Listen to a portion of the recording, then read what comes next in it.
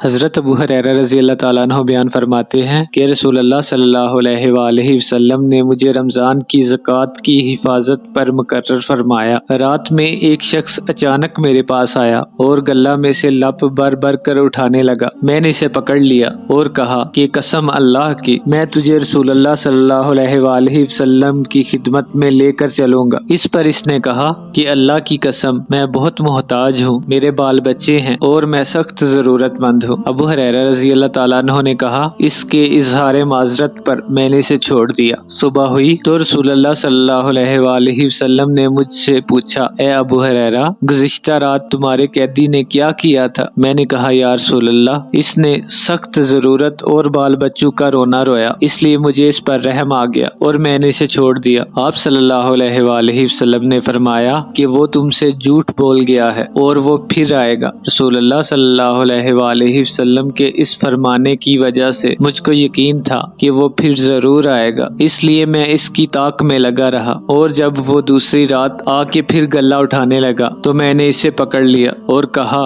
کہ تجھے رسول اللہ صلی اللہ علیہ وآلہ وسلم کی خدمت میں حاضر کروں گا، لیکن اب بھی اس کی وہی التجا تھی کہ مجھے چھوڑ دو، میں محتاج ہوں، بال بچوں کا میرے سر پر بوجھ ہے، اب میں کبھی نہیں آؤں گا۔ مجھے رحم آ گیا اور میں نے اسے پھر چھوڑ دیا۔ صبح ہوئی تو رسول اللہ صلی اللہ علیہ وآلہ وسلم نے فرمایا، اے ابو ہریرہ تمہارے قیدی نے کیا کیا؟ میں نے کہا یا رسول اللہ اس نے پھر اسی سخت ضرورت اور بال بچوں کا رونا رویا جس پر مجھے رحم آ گیا، اس لیے میں نے اسے پھر چھوڑ دیا۔ آپ صلی اللہ علیہ وآلہ وسلم نے اس مرتبہ بھی یہی فرمایا کہ وہ تم سے جھوٹ بول کر گیا ہے اور وہ پھر آئے گا۔ تیسری مرتبہ میں پھر اس کے انتظار میں تھا کہ اس نے پھر تیسری رات آ کر گلہ اٹھانا شروع کیا تو میں نے اسے پکڑ لیا اور کہا کہ تجھے رسول اللہ صلی اللہ علیہ وآلہ وسلم کی خدمت میں پہنچانا اب ضروری ہو گیا ہے، یہ تیسرا موقع ہے۔ ہر مرتبہ تم یقین دلاتے رہے کہ پھر نہیں آؤ گے، لیکن تم باز نہیں آئے۔ اس نے کہا کہ اس مرتبہ مجھے چھوڑ دو، میں تمہیں ایسے چند کلمات سکھاؤں گا جس سے اللہ تعالیٰ تمہیں فائدہ پہنچائے گا۔ میں نے پوچھا وہ کلمات کیا ہیں؟ اس نے کہا جب تم اپنے بستر پر لیٹنے لگو تو آیت الکرسی اللہ لا الہ الا ہو پوری پڑھ لیا کرو، ایک نگران فرشتہ اللہ تعالیٰ کی طرف سے برابر تمہاری حفاظت کرتا رہے گا اور صبح تک شیطان تمہارے پاس کبھی نہیں آ سکے گا۔ پھر اس مرتبہ بھی میں نے اسے چھوڑ دیا۔